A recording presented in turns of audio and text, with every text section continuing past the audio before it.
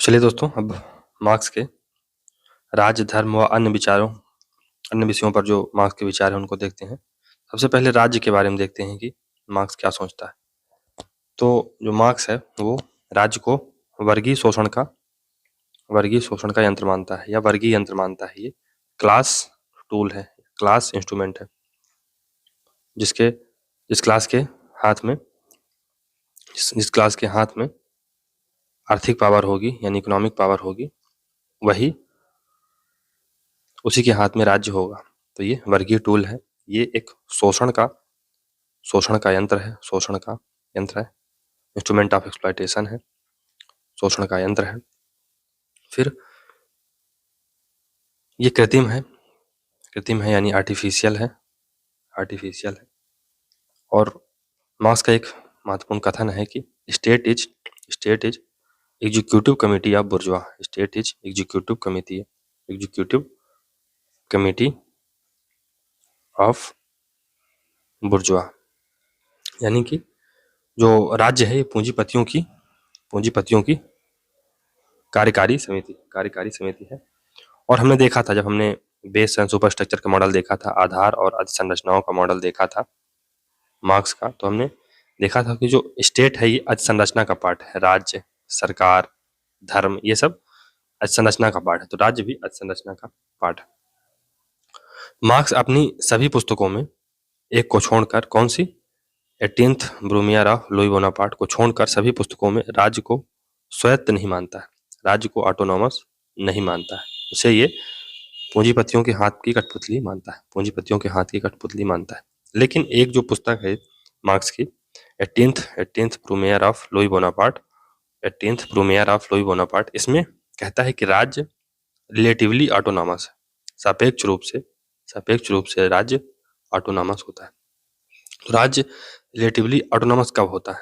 तो historical condition पैदा होती हैं जब दो क्लास एक साथ एक ही समय पर सशक्त रहती हैं, स्ट्रांग रहती हैं। तो अगर सामंती समाज है और पूंजीवादी समाज है, तो अगर दोनों लोग एक साथ एक ही समय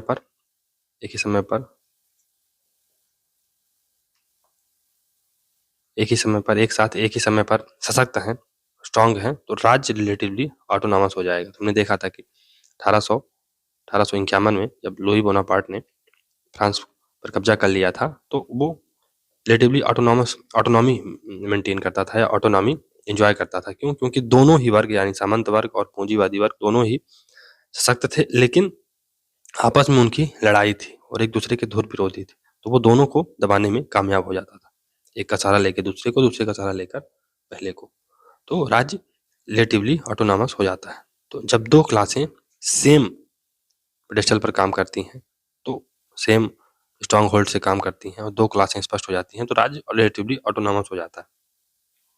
तो जो एंजल्स ये जर्मनी का उदाहरण देता है और जो मार्क्स है ये फ्रांस का उदाहरण देता है। तो इसमें एक डिबेट भी आगे चल के, हम लोग जब मार्क्सवाद को पढ़ेंगे तो इसमें एक डिबेट भी आती है, जहां पर आगे चल के जो एक राल्फ मिलीबैंड करके एक थिंकर है, राल्फ मिलीबैंड, ये मार्क्स के जो स्टेटमेंट है या कि जो ऑर्थोडॉक्स मार्क्सिस्ट है, ये बोलता है कि राज्य एक टूल है पूंजीपतियों के हाथ में, जिसका उपयोग वो अपने हित साधने के लिए करते हैं। जबकि निकोस पोलांजा एक थिंकर है, ये राज्य को स्वायत्त मानते हैं या राज्य को रिलेटिवली ऑटोनॉमस मानते हैं। हमने निकोस पोलांजा की पहले भी चर्चा की है कि राज्य सामान्य स्थितियों में तो ऑटोनॉमस रहता है, रिलेटिवली ऑटोनॉमस रहता है, लेकिन जब क्राइसिस सिचुएशन आती है, जैसे कि यूएसए में ग्लोबल फाइनेंशियल क्राइसिस आई थी, तो वहां पर राज्य ने क्या किया था? यानी स्टेट ने पूंजीपतियों का ही साथ दिया था और उन्हें बेल आउट करने का काम किया था। तो यही है, इसको देख लेते हैं, पढ़ लेते हैं। बेसिकली राज्य वर्ग यंत्र है, यह आर्थिक रूप से कमजोर और शोषित वर्गों के वर्गीय उत्पीड़न व वर्गीय शोषण का हथियार है। राज्य पूंजीपतियों की कार्य समिति है। कम्युनिस्ट मैनिफेस्टो में ऐसा दिया हुआ है, राज्य पूंजीपतियों की कार्य समिति, यानी state is state is executive committee of bourgeois. Marx ने अपनी रचना critique of Hegel's philosophy of right, ये 1840 में बुक आती है, में आधुनिक राज्य संबंधी हेगलवादी सिद्धांत का आलोचनात्मक विश्लेषण किया है। हेगल द्वारा नागरिक समाज व राज्य के बीच अलगाव सिर्फ विशेष ऐतिहासिक परिस्थितियों में ही प्रासंगिक था। मार्क्स के अनुसार इतिहास के दौरान हर उत्पादन पद्धति अपने विशेष राजनीतिक संगठन को जन्म देती है जो प्रमुख वर्ग के हित साधन का कार्य करती है। इसलिए मार्क्स ने कम्युनिस्ट घोषणा पत्र में राज्य को पूंजीपति वर्ग की कार्य समिति कहा। राज्य शोषण का यंत्र है, ये इंस्ट्रूमेंट ऑफ एक्सप्लॉयटेशन है। बुर्जुआ लोकतंत्र अवसरानुकूल, जब अवसर पड़ा तब बुर्जुआ आतंक में बदल जाता है। तो बुर्जुआ लोकतंत्र या कैपिटलिस्ट डेमोक्रेसी या बुर्जुआ डेमोक्रेसी जब वक्त पड़ा तो ये बुर्जुआ आतंक में यानी बुर्जुआ डिक्टेटरशिप में बदल जाती है। एंटी ड्यूरिंग 1878 में बुक आती है, एंजल्स की बुक है ये। एंजल्स राज्य को अप्राकृतिक संस्था मानता है, अननेचुरल इंस्टीट्यूशन मानता है।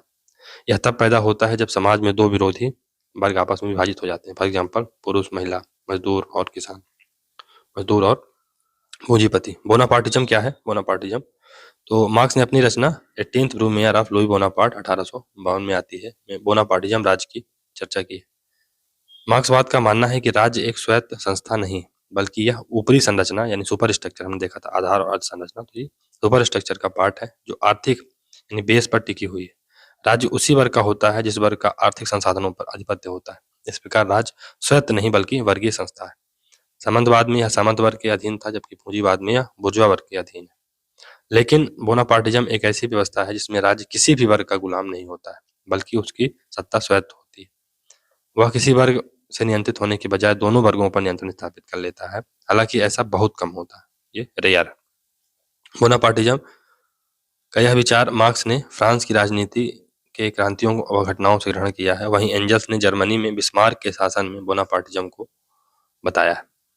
मार्क्स बोनापार्टिज्म को सरकार का ऐसा स्वरूप बताते हैं जब पूंजीपति वर्ग राज्य पर शासन करने की क्षमता खो चुका है और मजदूर वर्ग भी इसे हासिल नहीं कर सकता, अर्थात विरोधी वर्ग एक दूसरे को संतुलित कर देते हैं। वही है, दो वर्ग दोनों ही स्थिति में नहीं है, दोनों ही स्ट्रांग होल्ड है, दोनों ही स्थिति हो सकती है। इसके फलस्वरूप राज्य को काफी स्वतंत्रता मिल जाती है। बोनापार्टिज्म को राज्य की सापेक्ष स्वतंत्रता यानी रिलेटिव ऑटोनॉमी ऑफ स्टेट कहा जाता है। ग्रामसी, लुई अल्थुजर, निकोस पोलांजा जैसे मार्क्सवादी विचारक भी राज्य की सापेक्ष स्वायत्तता का समर्थन करते हैं। कार्ल मार्क्स सिर्फ अपनी इस एक रचना में 18वां लुई बोनापार्ट में ही राज्य की सापेक्ष स्वायत्तता को स्वीकार करता है, बाकी वह राज्य को वर्गीय संस्था मानता है यानी क्लास इंस्टीट्यूशन मानता है। इस पुस्तक में मार्क्स ने नौकरशाही को बोनापार्टिज्म का मुख्य तत्व माना है और इसकी आलोचना की है तथा नौकरशाही को विशाल परजीवी शरीर बताया। फिर अब जो मार्क्स है वो धर्म के बारे में क्या बोलता है इसको देखते हैं। तो ये मार्क्स धर्म को अफीम से रिलेट करता है यानी religion is opium of masses. तो ये जो लोग हैं उनके लिए अफीम का काम करता है।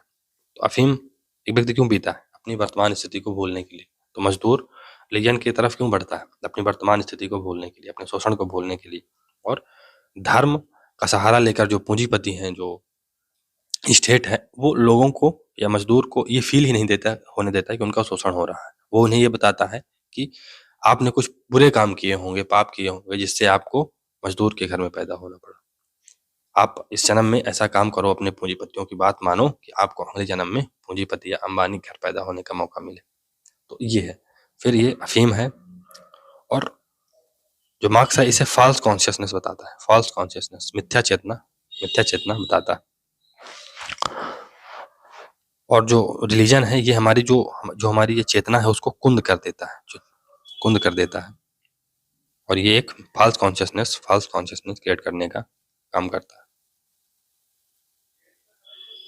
तो धर्म मार्क्स के लिए वर्ग शोषण का आधार है। तो यही बात है वो बोल रहा है। चलिए इसमें देखते हैं।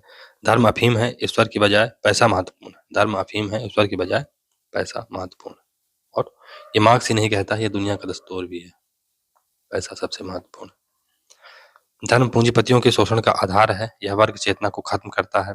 धर्म पीड़ित लोगों की आह, बेदर्द दुनिया का दर्द व आत्म विहीन स्थितियों की आत्मा है। ये बेदर्द दुनिया का दर्द है, आत्महीन स्थितियों की आत्मा है या जनसाधारण के लिए अफीम है।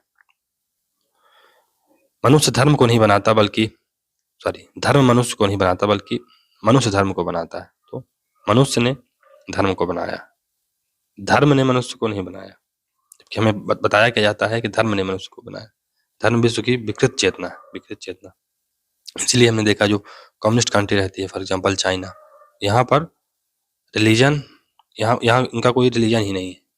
रसिया हो गया, चाइना हो गया, इनका कोई ऑफिशियल रिलीजन ही नहीं। धर्म दर्शन वास्तविकता नहीं बल्कि भ्रम है। धर्म की आलोचना सभी आलोचनाओं की पूर्व कल्पना। रोमांद ओरा अपनी पुस्तक द ओपियम ऑफ इंटेलेक्चुअल्स में लिखते हैं कि मार्क्सवाद बुद्धिजीवियों के लिए अफीम है। मार्क्सवाद बुद्धिजीवियों के लिए अफीम है। रोमांद ओरा अपनी जो पुस्तक है द ओपियम ऑफ इंटेलेक्चुअल्स में लिखते हैं कि मार्क्सवाद बुद्धिजीवियों के लिए अफीम है। ऐसा क्यों? क्योंकि एक बार जिसने मार्क्सिज्म को पढ़ लिया तो वो उसका फैन ही हो जाएगा, ये बात है। तो एक बार जिसने मार्क्स को पढ़ लिया वो ऐसा हो ही नहीं सकता कि वो साम्यवादी विचारधारा से प्रभावित ना हो जाए या उसका फैन ना हो जाए, ये बात है। फिर विचारधारा आइडियोलॉजी को भी क्रिटिसाइज करता है, आइडियोलॉजी को भी क्रिटिसाइज करता है। तो नेक्स्ट है विचारधारा। मार्क्स विचारधारा के बारे में क्या बोलता है उसको देखते हैं। बेसिकली जो विचारधारा शब्द है, आइडियोलॉजी शब्द है, ये एक फ्रेंच विचारक रहे हैं। फ्रेंच विचारक, क्या नाम था उनका? देसू द ट्रेसी। उन्होंने इसका आविष्कार किया था, आइडियोलॉजी शब्द का, देसू द ट्रेसी ने। और जो आइडियोलॉजी है इसका प्रारंभ में उन्होंने क्या मतलब निकाला था कि ये विचारों का विज्ञान होगा, विचारों का विज्ञान होगा। तो उनका मानना था कि जैसे न्यूटन के गति के नियम है, न्यूटन के गति के नियम है, उसी तरह हम राजनीति के नियम भी डिसाइड कर सकते हैं, राजनीति के नियम भी डिसाइड कर सकते हैं।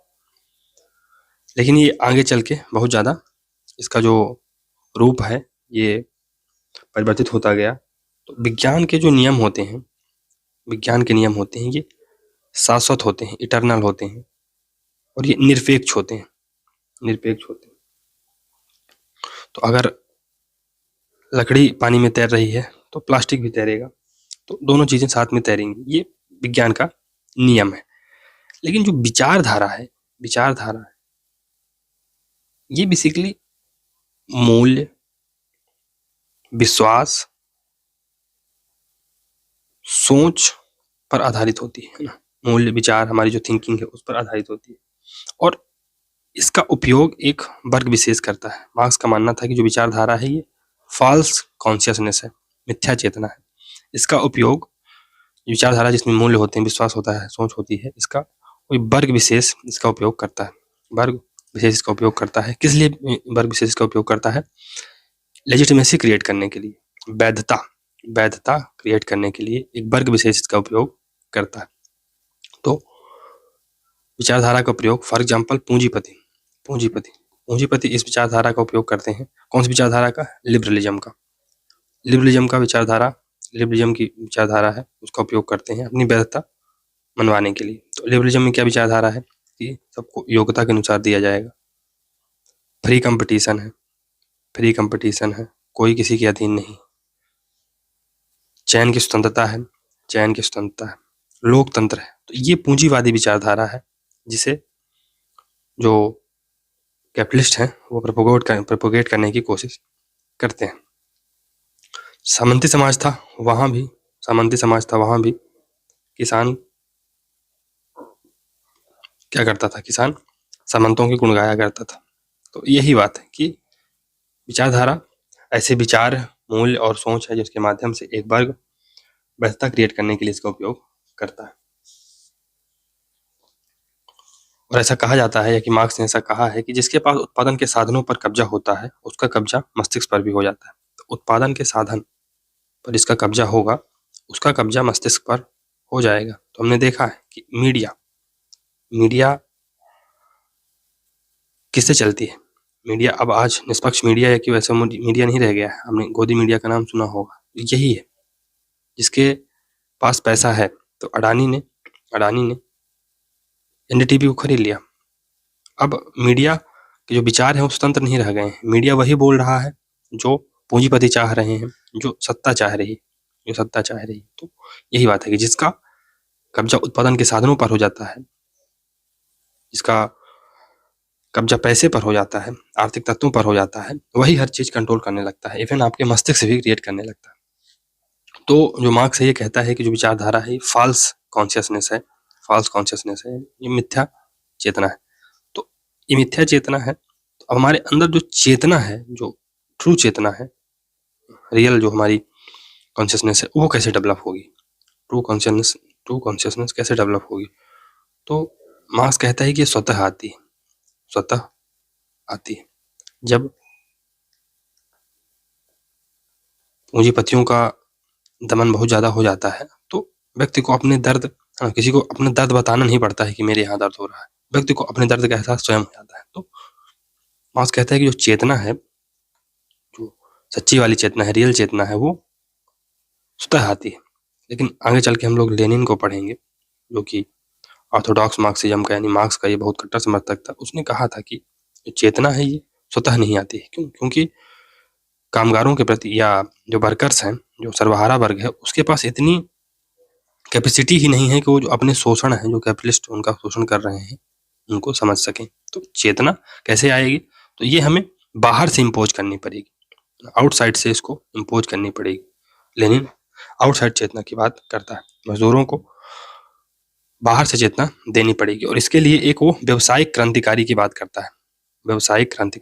करता है, जिनका काम ही होगा लोगों के अंदर चेतना डेवलप करना, लोगों के भड़काना, या कि लोगों के अंदर ट्रू चेतना डेवलप करना। और उनसे वो वैनगार्ड कहता है, इनके माध्यम से चेतना लाई जाएगी। और ये वैनगार्ड कौन होगा? तो लेनिन के लिए ये वैनगार्ड कम्युनिस्ट पार्टी होगी।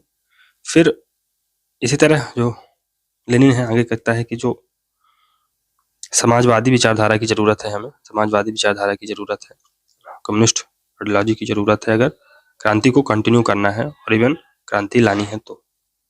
लेकिन आगे चल के हम देखेंगे एक थिंकर हैं दांते जर्मिनो, उनकी एक पुस्तक है बियॉन्ड आइडियोलॉजी। तो उसमें वो कहते हैं कि राजनीतिक सिद्धांतों का पतन हो चुका है,